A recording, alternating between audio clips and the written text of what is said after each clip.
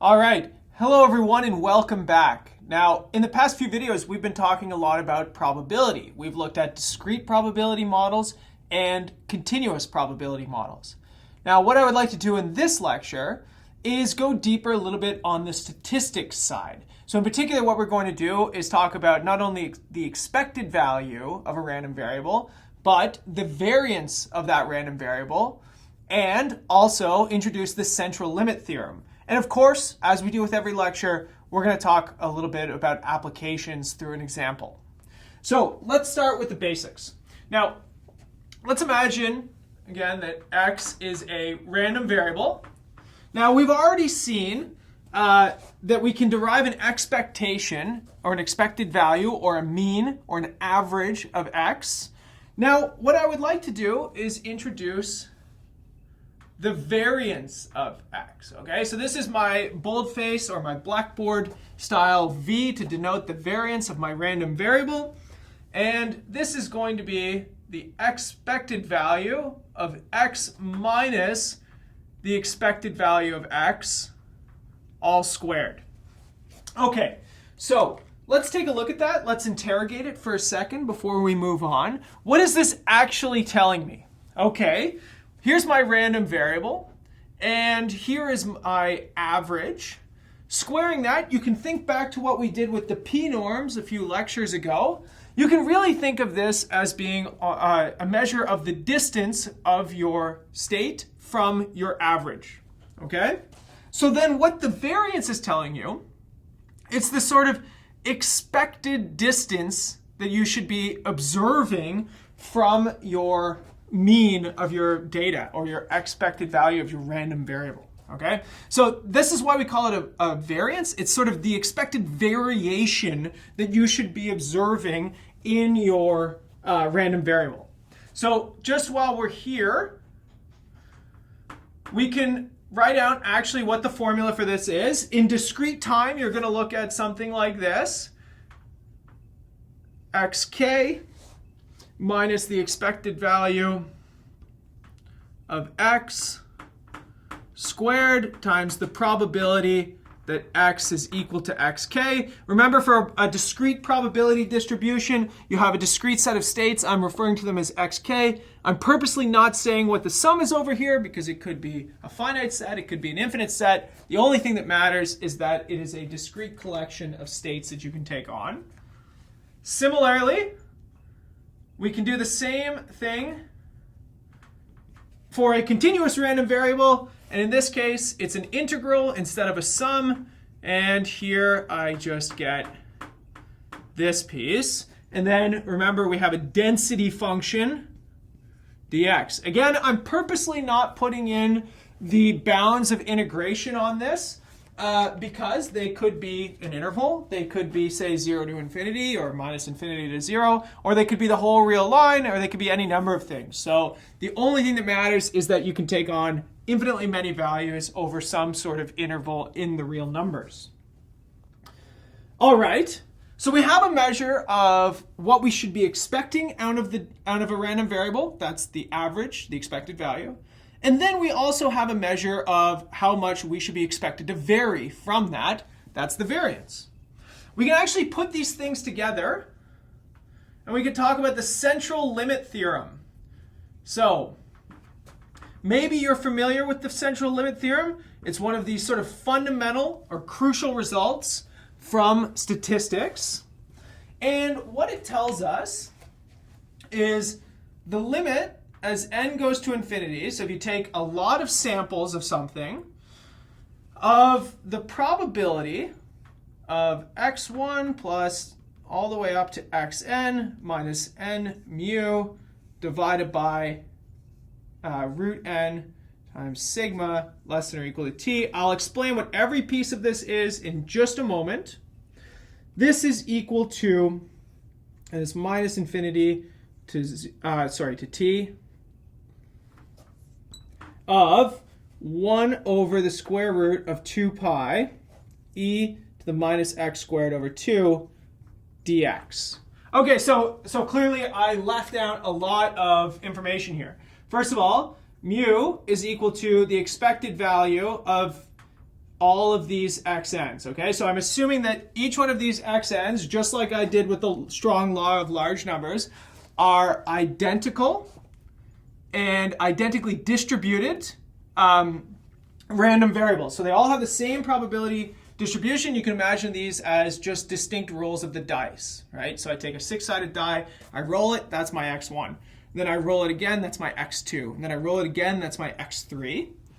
And also, we have this conventional notation that the square of sigma is the variance of each one of these things, okay? So notice that I just have a sigma, not a sigma squared. This sigma is the standard deviation, right? It's the square root of the variance. So what this says is it's sort of like an updated or a stronger version of the law of large numbers. So for every single one of my draws, I subtract off the mean. So that's what this piece is telling you right here on the top.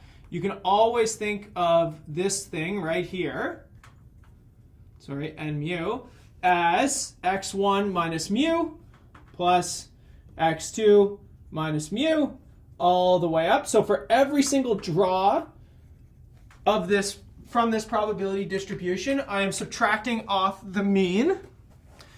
And when I subtract off the mean and scale by the standard deviation, I ask how big can this thing be?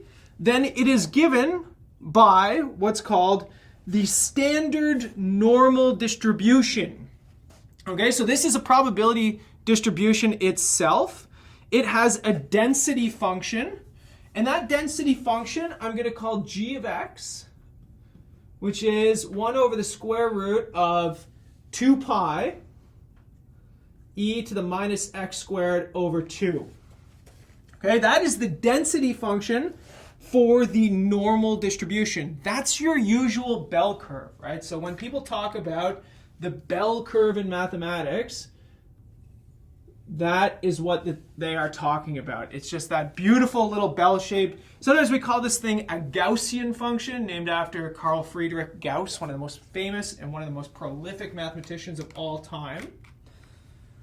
So, what's something interesting that we can say from the central limit theorem? Well, first of all, if we do some numerical integration on this thing, if you integrate from minus 1 to 1 of this probability density right here, well, that gives you about 0.68. So let's write that down. Minus 1 to 1 of 1 over root 2 pi e to the minus x squared over 2 dx. This is about 0.68.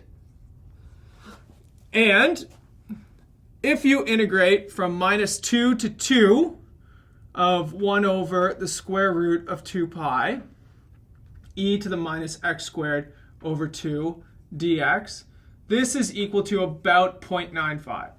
So you might be saying to yourself, why these numbers, Jason, right? What's interesting about these?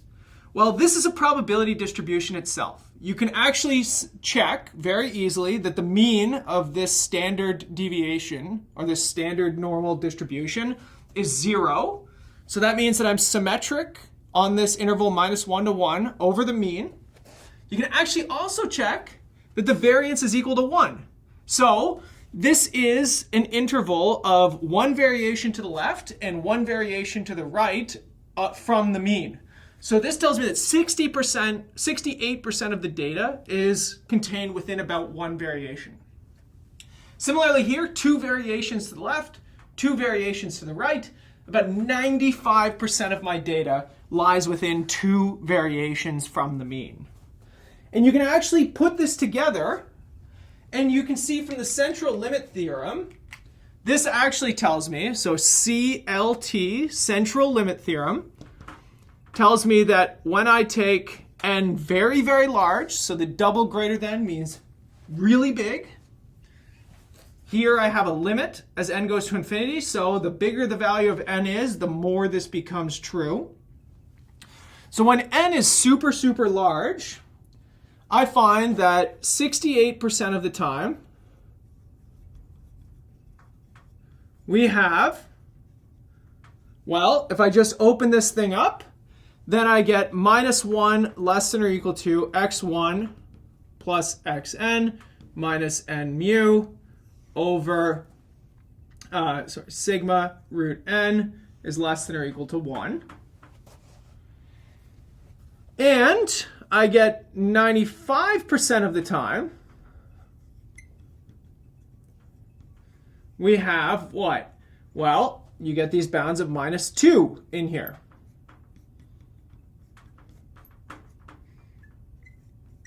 And mu divided by sigma square root of n less than or equal to 2.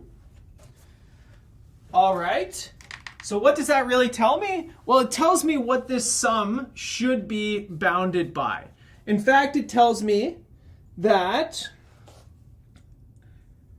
n times the mean, so if you have n draws of this thing times the mean, so if I roll the dice, let's say 4 times, well, the average, the expected value on the dice should be 3.5.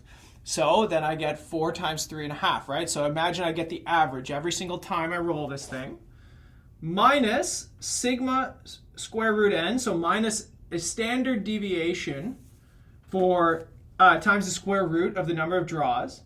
This is less than or equal to your sum, which is bounded by n mu plus sigma square root of n. So it really tells you what your sum should be bounded by, at least 68% of the time. If you want to do this 95% of the time, you can put 2's in here. That'll give you the same result. So in this case, we would say that this 95% variation right here, well, that's referred to as the range of normal variation for this sum, okay? So if you're lying inside of this interval, you're inside of the range of normal variation. Similarly, if you're outside of it, you're referred to as statistically significant, okay? Because you are in that sort of 5% probability range, right? It's a very, very low probability event that's happening, and therefore, you might say that, well, this is something worth noting, right? This is something out of the ordinary. Okay, so we got a little bit of theory. Maybe, hopefully, it's a little bit of review for you. So, this is a math modeling class. Let's do some modeling with this. Let's model something. So here's what I would like to do. I would like to see if something is out of the ordinary based on the central limit theorem. So here's what we'll do. Let's imagine that we have a 911 service in some local community, and on average, they receive about 171 calls per month. Now, in this case, this rate, this 171 calls per month, was estimated over sort of historical data, but this month, currently, I only got 153 calls to the 911 service. So the question is this out of the ordinary, or is this sort of within the range of normal variation? Is something interesting happening here? Did crime maybe go way, way down? Or should we expect this kind of thing as a normal fluctuation in the data? Okay, well, let's let lambda be the rate at which calls come in per month.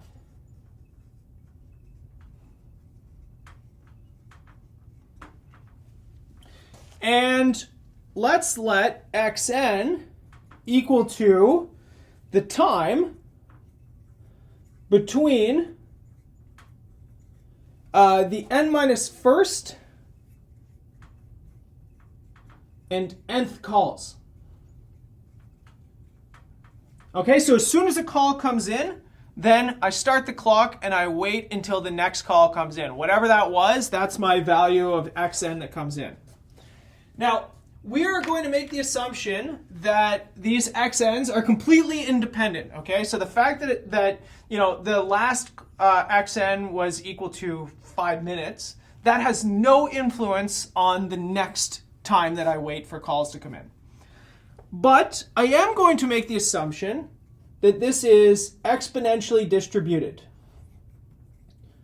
with rate parameter lambda. Okay, so you might have to recall what we did in the previous lecture on continuous probability models. The exponential distribution was introduced there.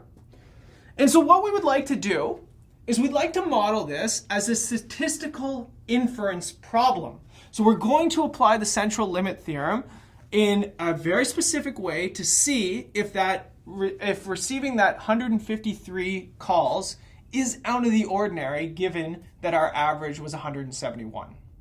Okay, so if we're going to apply the central limit theorem, I need some averages, right? I need some expected values.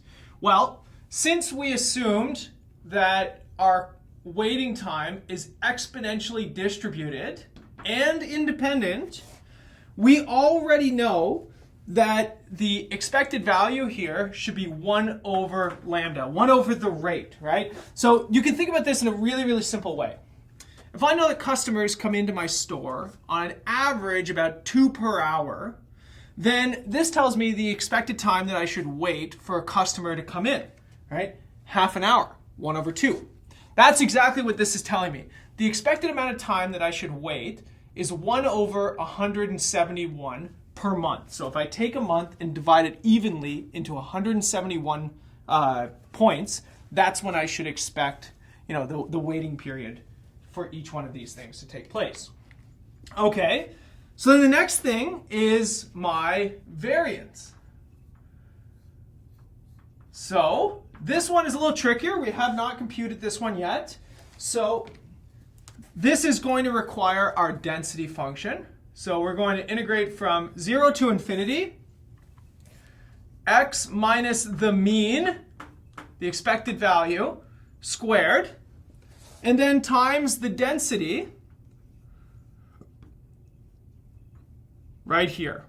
Lambda e to the minus lambda x. So again, you might have to go back, recall some information from the previous video, but I have great news for you.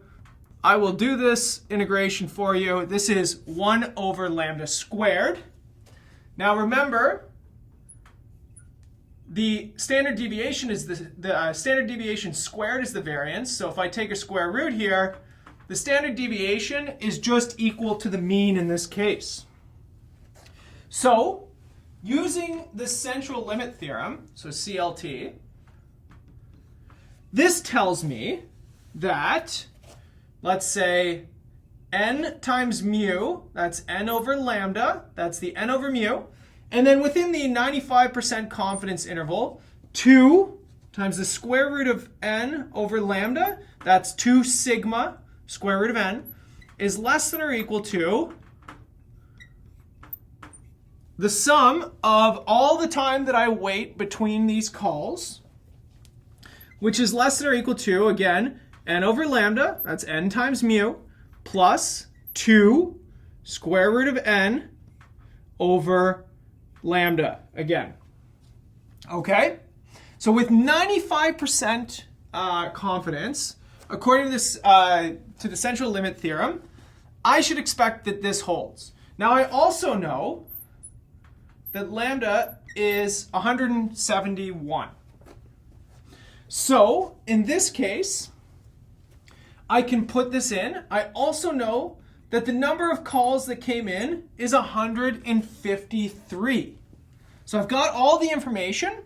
What this really gives me, if I put in these numbers into the left and right bounds, this gives me about 0.75 should be less than or equal to this sum of the time that I wait for all of these calls, which is less than or equal to 1.04.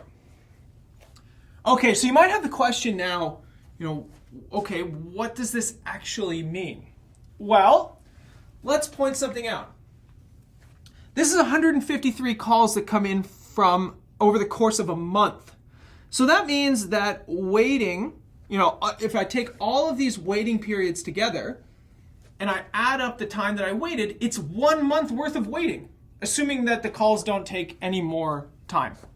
So this should be approximately equal to 1. It should be a month's worth of waiting. So the fact that 1 actually does lie in between these two bounds that I've computed from the central limit theorem tells me that this is not a statistically significant event. That is, this 153 calls right here is within the normal variation for the problem. Okay? So let's actually write that down. This is within the normal variation.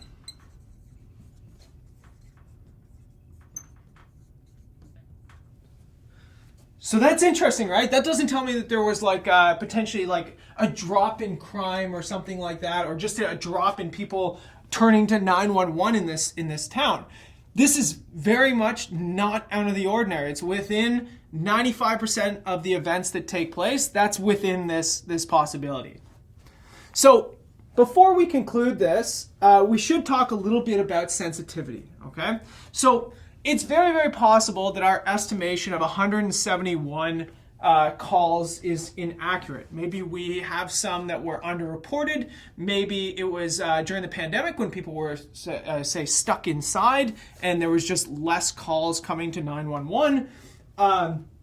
Or maybe it was during, a spike in calls. So we have some sort of inaccuracies in our data. So what we could do, for example, is look at what happens if we change the value of lambda instead and keeping this assumption or this fact that we had 153 calls per month come in. Well, we would get something like 153 divided by lambda, that's n over lambda, minus 2 times the square root of 153 divided by lambda is less than this, the sum of all the 153 calls that come in. Actually, let's make that 153. Which is less than or equal to 153 over lambda plus 2 root 153 divided by lambda. Now, again, remember we want this to be approximately equal to 1. We're looking at a time frame of 1 month. And this tells me that lambda should be between 128 and 178 for this to be within the range of normal variation. So as long as your average number of calls historically is between 128 and 178, then receiving 153 calls is not really that statistically significant. It's within the normal variation of the problem, okay? That's what that computation is telling you. It's a little bit of a different way of looking at sensitivity than we're probably used to.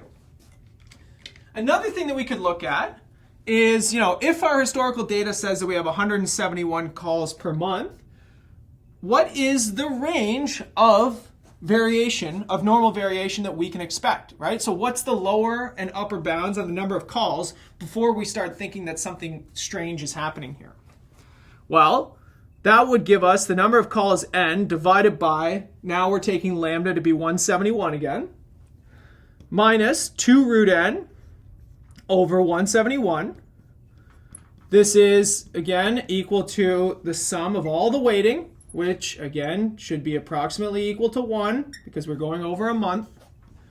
And then n over 171 plus 2 square root of n divided by 171.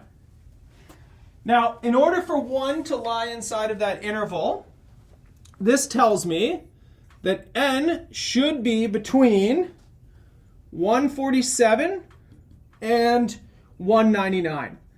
Okay, so the number of calls per month that's coming in that would be statistically sort of insignificant within the normal variation, what I should expect is between 147 and 199.